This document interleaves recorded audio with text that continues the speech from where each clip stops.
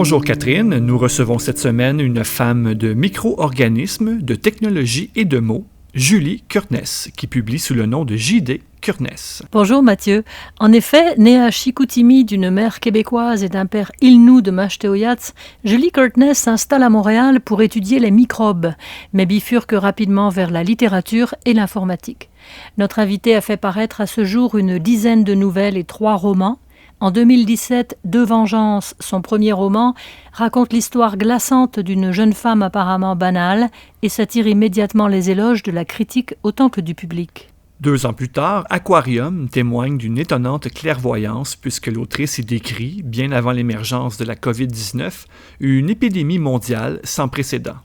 En 2023, avec La Vallée de l'étrange, J.D. Curtness signe un roman futuriste profondément enraciné dans notre présent, inquiétant mais riche aussi d'humanité, d'espoir et de tendresse. Traduite en plusieurs langues, notamment l'anglais et l'allemand, l'œuvre de Julie Curtness a été récompensée de plusieurs distinctions littéraires, en particulier le prix Voix autochtones, le prix Découverte du Salon du Livre du Saguenay-Lac-Saint-Jean et le prix Coup de cœur des Amis du Polar. Au microphone de Catherine Egault, l'autrice J.D. Curtness nous parle d'écriture, de technologie et d'émotion, de conscience et d'avenir.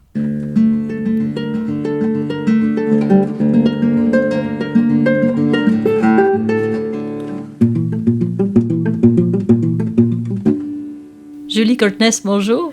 Bonjour Catherine. Julie, vous êtes à l'origine une scientifique. Oui et non. En fait, je me destinais à une carrière scientifique. Dans mon jeune temps, j'ai fait un premier cégep en sciences nature. Ensuite, j'ai été à l'université en microbiologie et immunologie.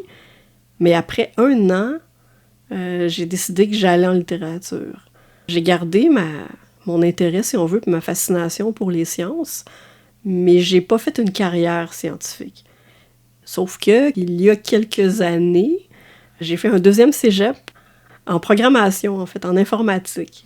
J'ai toujours, c'est ça, gardé cette espèce d'esprit cartésien, d'esprit rationnel. Je suis curieuse par rapport à comment les choses fonctionnent. Je veux comprendre les liens entre les événements, entre les personnes, que ce soit la géopolitique ou que ce soit comment fonctionne un moteur ou un écosystème.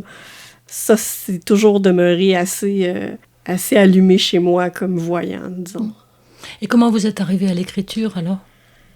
Ça, c'est une bonne question. En fait, je suis pas vraiment arrivée à l'écriture. J'ai toujours été dans l'écriture.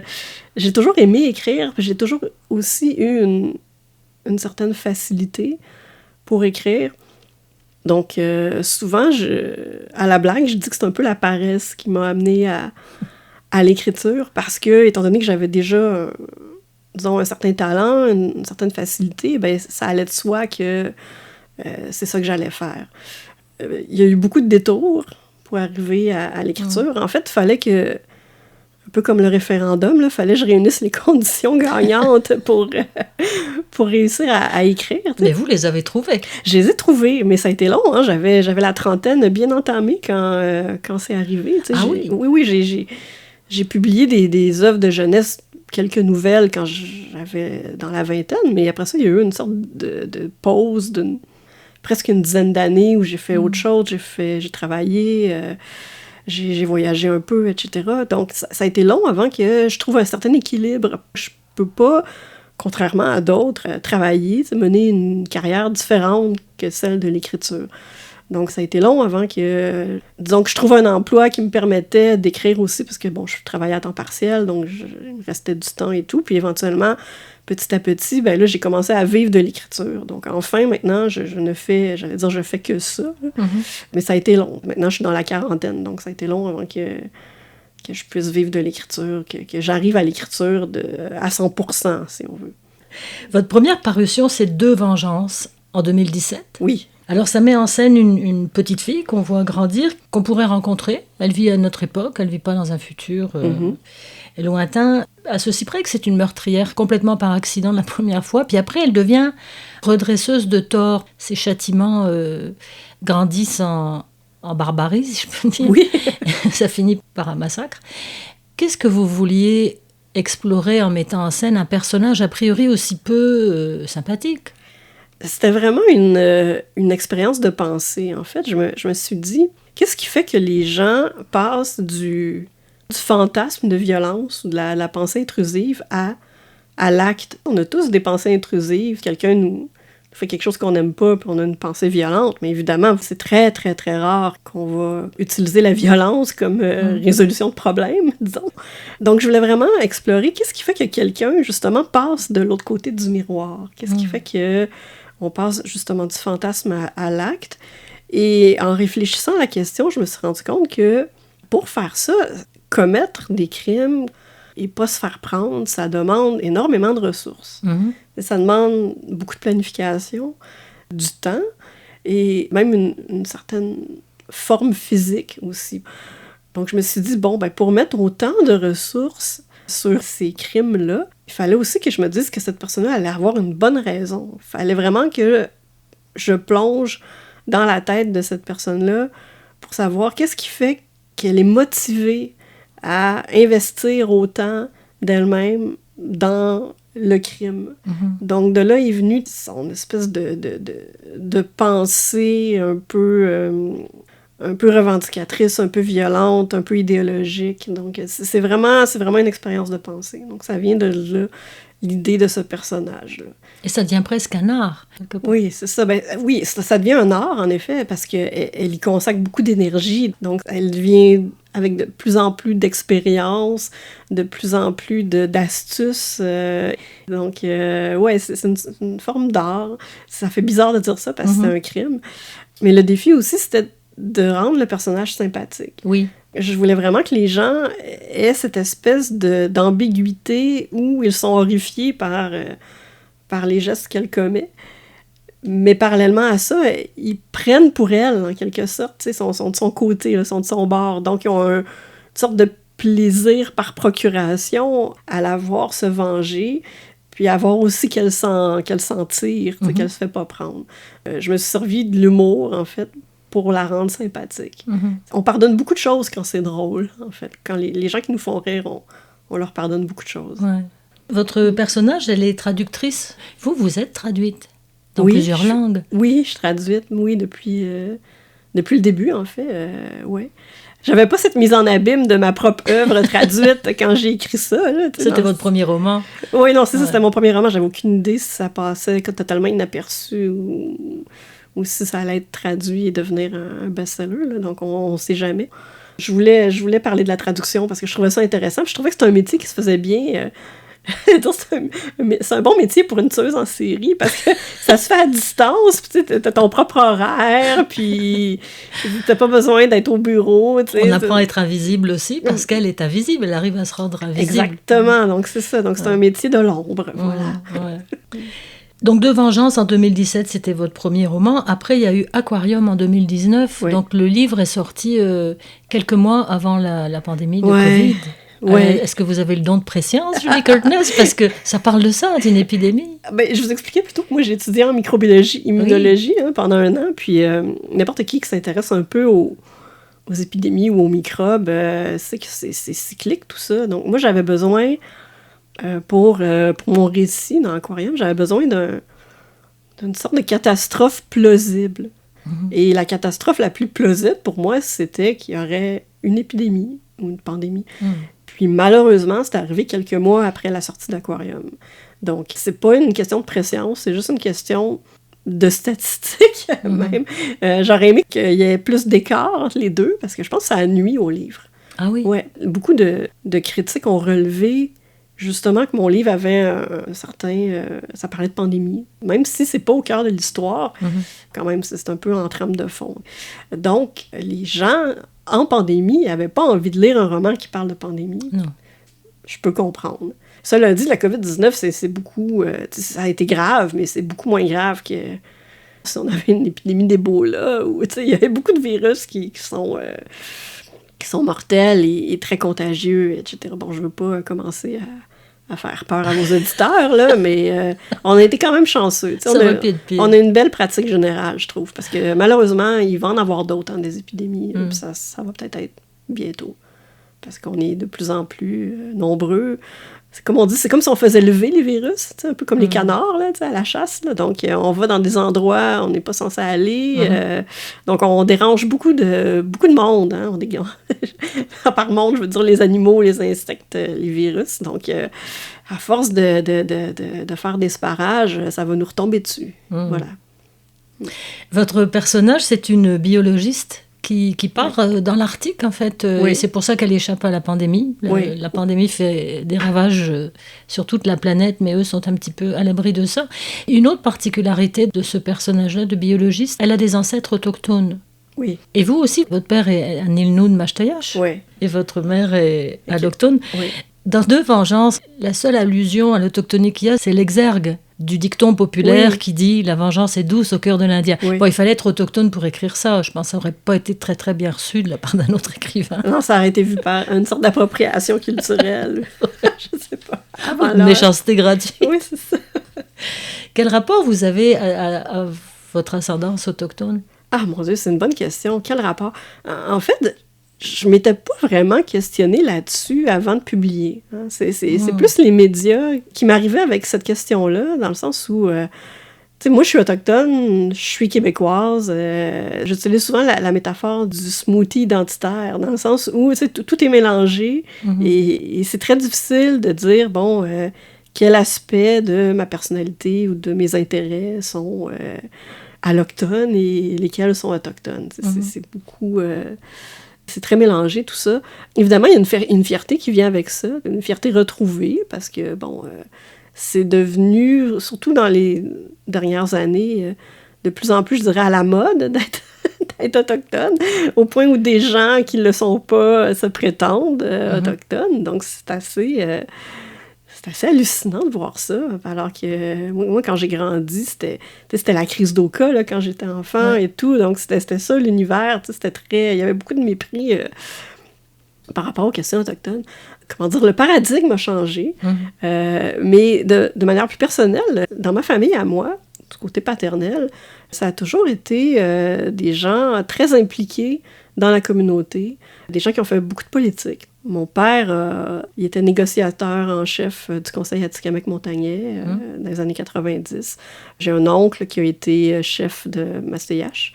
Mon grand-père a été chef de Masteyach et mon arrière-grand-père et mon arrière-arrière-grand-père ont été chefs. Donc, bref, je viens d'une lignée où les gens étaient très, très impliqués et très décidés à faire respecter les droits et à s'organiser aussi en communauté pour... justement avoir un minimum d'autonomie et de dignité. Donc, c'est ça vraiment mon rapport au fait que je sois autochtone, beaucoup plus que des notions, disons, de chasse et de trappe. J'ai certaines personnes dans ma famille qui, eux, vont en territoire, ils vont en forêt, ils chassent, alors que moi, j'ai jamais tiré un coup de fusil de ma vie. Là. C'est vraiment beaucoup plus d'un côté politique que vient ma sensibilité autochtone par rapport à nos droits, par rapport à nos ressources. C'est beaucoup plus ça qui me préoccupe que le fait de... Je ne pourrais pas vous tresser une raquette. Là. Vous seriez bien déçus de mes capacités de tressage de raquette. Ouais. Est-ce que ces préoccupations-là politiques, c'est ça que vous exprimez dans Aquarium? Ah, je sais pas, en fait. Et c'est très différent, mes préoccupations narratives versus mes préoccupations dans la vie de tous les jours. Alors même si l'identité, c'est une question auquel je réfléchis, c'est pas une question que je trouve intéressante d'un point de vue littéraire. Donc, moi, je m'intéresse beaucoup, disons, dans mes histoires, dans mes récits, à notre relation, je sais pas moi, avec la technologie, avec le territoire, mais au sens large, notre environnement, même le réel. Donc, c'est vraiment ça mes préoccupations d'autrice, plus que faire passer un message politique très précis. C'est probablement que ça transpire dans mes écrits, disons, mes opinions, mais c'est pas ça le but. Je suis beaucoup plus concentrée à écrire une bonne histoire, à faire, à faire voyager ou à faire triper les gens, que de faire une tâche d'éducation populaire.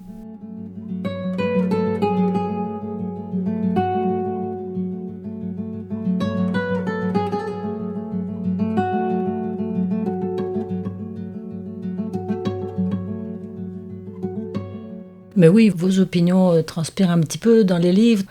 Dans La vallée de l'étrange, par exemple, vous avez des mots assez cinglants vers la technologie. Vous dites, ces collègues, ils sont bien doués, ils vont aller lancer des missiles sur les écoles primaires. Enfin, bon. mais oui, mais il y a toujours un plouc qui va dire oui. C'est ça qui est fou, c'est qu'il y a toujours quelqu'un qui va dire oui pour faire des tâches horribles. C'est quelque chose qui me fascine, moi, l'intégrité des gens. Et en même temps, je suis très humble par rapport à ça, dans le sens où on est des hautement privilégiés. On n'a jamais eu à prendre des décisions. On n'est pas dans la Deuxième Guerre mondiale, puis j'ai pas la décision à prendre, bon, est-ce que je cache une famille juive dans mon sous-sol au risque de me faire exécuter? C'est pas le genre de décision que j'ai eu à prendre. Donc, je me leurre pas en me disant, moi, je suis quelqu'un de pur, ou qui va prendre des décisions nobles. Pas du tout. Advenant une catastrophe, peut-être que je vais noyer quelqu'un pour monter dans le bateau. Bon, c'est un peu intense là, comme image, mais ce que je veux dire, c'est que ça m'intéresse beaucoup, ces questions-là d'intégrité. C'est quand qu'on traverse le miroir, quand est-ce qu'on flippe, quand est-ce qu'on fait quelque chose qu'on s'attendait pas à faire et pourquoi. Donc, c'est un peu ça aussi qu'il y a dans La vallée de l'étrange. Avec de grands pouvoirs viennent de grandes responsabilités. Je pense que c'est une réplique de Spider-Man. C'est l'oncle de Spider-Man qui dit ça, je crois. Mais c'est vrai, en fait, avec les gens qui ont la capacité de programmer très bien, tu veux vraiment programmer pour l'armée ou tu veux programmer un programme scolaire? Mais en même temps, si c'est pas la meilleure personne qui programme le missile, peut-être que le missile, il va se tromper de cible, puis ça va être pire encore. Comprenez-vous ce que je veux dire? Donc, c'est ces questions-là, moi, qui m'habitent, si on veut. Ouais. De Vengeance, ça se passait à notre époque. Aquarium, c'était une utopie qui n'a pas duré très longtemps parce que la Covid s'est déclenchée juste après. Mais avec La vallée de l'étrange, on est dans un monde futuriste. Là, on est beaucoup plus loin. Oui, c'est ça. On avance. Mettons, ça se déroule sur une période de presque une centaine d'années, disons des années 70 jusqu'en 2060 à peu près. Donc, je sais qu'à un moment donné, il y a un certain phénomène d'Uchronie, là, où durant la COVID-19, mon personnage principal crée quelque chose qui n'a pas été créé durant la COVID. Là, donc, mais j'aime bien m'imaginer le futur immédiat. J'aime bien me projeter dans l'avenir, sans nécessairement aller trop loin, mais assez pour qu'on voit déjà un peu à l'horizon ce qui se prépare. Puis ça m'intéresse beaucoup comme autrice. Je trouve que ça donne une belle liberté, parce qu'évidemment, on parle toujours du présent quand on parle du futur. C'est un peu le propre de tout roman d'anticipation ou même de science-fiction.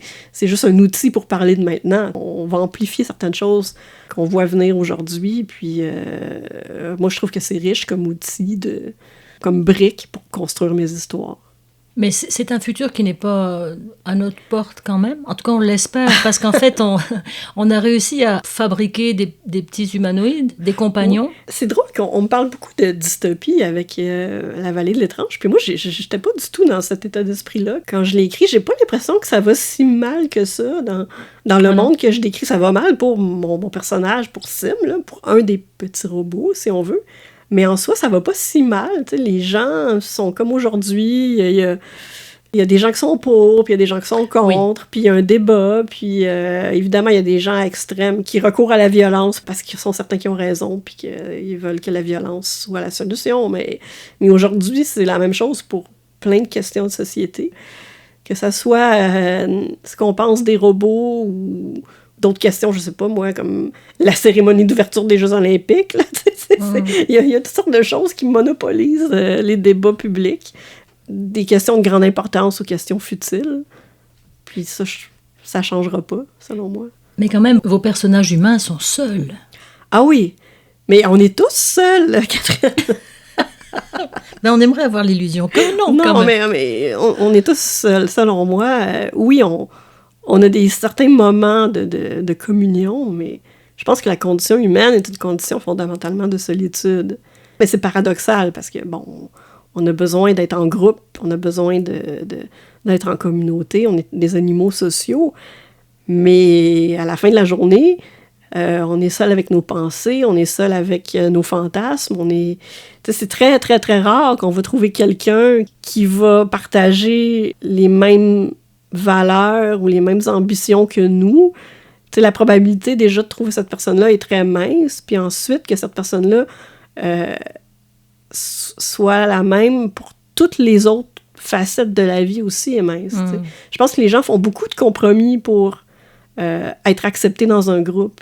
C'est correct, ça fait partie de l'expérience humaine, mais je crois qu'on est fondamentalement seul. C'est terrible à dire, là. Je vais déprimer tous vos auditeurs, mais ça fait longtemps que je me suis fait la réflexion, puis moi, si je frottais une lampe, là, puis un génie apparaissait devant moi, je pense qu'un de mes souhaits les plus chers, ce serait d'être dans la tête de quelqu'un d'autre pendant 1 heure ou 2. C'est n'importe qui, en fait. Juste pour avoir une expérience autre que la mienne. T'sais, est-ce que, je sais pas moi, est-ce que la couleur rouge est la même pour cette personne-là que pour moi? Est-ce que les odeurs sont les mêmes? Est-ce que les sentiments ont la même intensité? Est-ce que l'expérience physique aussi, la force, la faiblesse, la fatigue, la faim, est-ce que c'est la même expérience que moi? On peut les décrire, mais au final, je suis vraiment fascinée par une espèce de soupe de neurotransmetteurs dans lesquels on baigne, qui est en fait notre conscience. Puis où la ligne là-dedans aussi entre on fait juste réagir à des stimuli ou alors on a une réelle volonté. Est-ce qu'on est libre ou pas, finalement? Exactement. Qu'est-ce que la liberté, en fait? Puis est-ce qu'on peut en vouloir aux gens qu'on trouve, je sais pas moi, qui n'ont pas d'ambition, qui sont paresseux, alors que c'est peut-être juste parce que biologiquement, ils sont tricotés comme ça, puis c'est pas de leur faute. Un peu comme moi, je mesure 4 pieds 11, puis je mesure pas 5 pieds 10, puis c'est pas de ma faute. Personne va me reprocher ça. Mais c'est peut-être comme ça pour plein d'autres facettes de la vie. Qu'on considère comme des tares morales. Exactement. Comme la paresse. Ou... Ouais, ou tu sais, les déviances, ou la violence, ou etc. Le spectre des comportements humains me fascine. C'est ça que j'essaie d'explorer dans mes histoires. Mettre les gens dans des situations impossibles, puis regarder comment ils vont réagir. Voilà.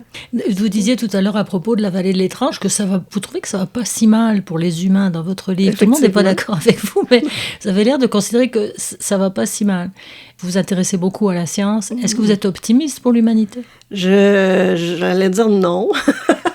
Je suis une réaliste, mais je suis pas nécessairement pessimiste. Ben, peut-être un peu. C'est difficile à répondre parce que en fait, je suis pas nécessairement amoureuse de la race humaine. Tu sais, je suis un peu misanthrope, mais en même temps, je peux être... La beauté m'affecte beaucoup. Donc, je peux être vraiment facilement émerveillée par certaines choses qu'un humain accomplit, mais je suis jamais étonnée quand je vois des atrocités. Et je suis très pessimiste, disons, par rapport à notre capacité commune à prendre les bonnes décisions. J'ai l'impression que l'histoire jusqu'ici a montré à quel point on peut prendre des mauvaises décisions. Par exemple, en ce moment, l'enjeu climatique est énorme, puis on n'est pas capable de se mobiliser comme société. Individuellement, on va poser certaines actions, mais c'est plus du tokenisme qu'un réel changement. Il faudrait collectivement, on élise des gouvernements qui vont prendre des décisions difficiles, mais qui vont nous sauver la vie. Je suis assez pessimiste de ce côté-là. Mais en même temps, moi, je crois en la vie, je crois en la beauté. Donc, même si la race humaine s'auto-détruit, il va subsister quelque chose et la vie va reprendre ses droits, puis avec ou sans nous. Donc, c'est une pensée, moi, qui m'apaise. Et dans ce contexte-là, pourquoi écrire des histoires? C'est ça que j'aime faire. Puis, mon Dieu, je sais pas, je trouve que c'est un beau métier, l'écriture. Tu sais, je suis quelqu'un d'assez solitaire, donc c'est un métier qui me permet d'avoir beaucoup de solitude. Et pourquoi j'écris? En fait, c'est que j'aime ça. Je pense qu'il y a un peu de mégalomanie là-dedans. Tu sais, créer des mondes. C'est un exercice en générosité, écrire, parce que, bon, faut que tu puisses à l'intérieur de toi, faut que tu ailles dans des zones où nécessairement t'as pas envie d'aller, mais tu sais, faut que tu donnes, tu sais, puis faut que tu te livres à nu, tu sais, faut que tu t'ouvres, puis que tu mettes un peu de sentiments, sinon les gens y embarqueront pas, tu sais. Donc, il y a ça aussi. Mais en même temps, pour l'ego, c'est très... c'est très flatteur, parce qu'après ça, t'as beaucoup de rétroactions positives. Donc, vous les rencontrez, vos lecteurs? Oui. J'aime rencontrer mes lecteurs, mais en même temps, je les trouve braves, tu sais. Personnellement, moi, je serais pas quelqu'un qui irait dans une foire du livre ou un salon du livre, tu sais. J'aime pas nécessairement les foules. Puis j'ai pas aussi l'envie de rencontrer les autrices ou les auteurs. Ça m'habite pas. Maintenant que je suis autrice, je sais que ça fait du bien quand quelqu'un vient me voir puis dit « Ah, j'ai aimé ce que t'as écrit », tu sais. Mais au-delà Mais comme de lectrice, vous le feriez pas. Ouais, c'est ça, j'ai pas ce réflexe-là Mais peut-être parce que les gens se sentent moins seuls en vous lisant, justement. Peut-être. Ça fait écho, vos livres font écho à leurs craintes, à leurs Oui. espoirs. Ben c'est ça, c'est le sentiment le plus jubilatoire, en fait. C'est quand on lit quelque chose, puis on fait « Ah, mon Dieu », tu sais, ce sentiment très, très précis que je pensais être seule à ressentir. Finalement, quelqu'un a réussi à mettre des mots là-dessus, puis c'est exactement ça. Ça fait du bien. Voilà. Alors, vous écrivez des livres très fouillés qui peuvent faire peur, qui font rêver aussi, qui apprennent des choses. C'est pas mal pour une misanthrope solitaire. Oui, quand même. c'est ça. Ben bon, en même temps, faut que ça serve tout ce temps-là. Tout le temps de la solitude. Ben, c'est ça, faut que ça serve. C'est ça. J'essaie de me rendre utile. Tu sais, je suis pas quelqu'un qui a envie de faire du bénévolat ou qui a envie de connaître des gens ou d'aller vers les gens. Je suis pas beaucoup comme ça. Donc, la seule chose que je peux faire un peu pour apporter un peu de beauté dans l'univers, c'est peut-être d'écrire des bonnes histoires puis de faire rêver les gens. Je me dis, bon, pendant qu'ils sont en train de lire mes livres, ils sont pas en train de se taper dessus. Là. Voilà. Mais la beauté aussi. Ouais, la beauté. La beauté, c'est la raison de se lever le matin, tu sais. Merci, Julie Curtness. Merci.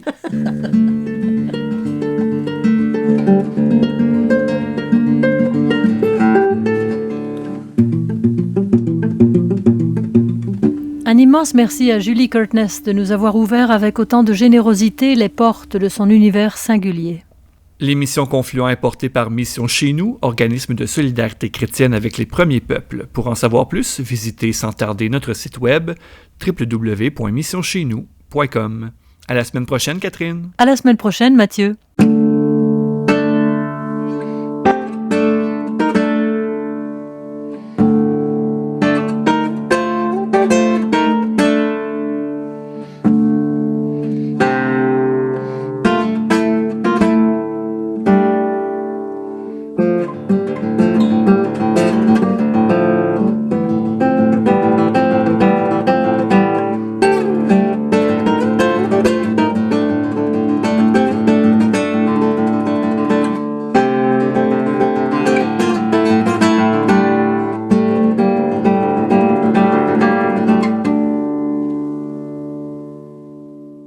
Cette émission est produite par l'organisme Mission Chez Nous avec le généreux soutien financier des Oblates franciscaines de Saint-Joseph et la Fondation Lucien Labelle.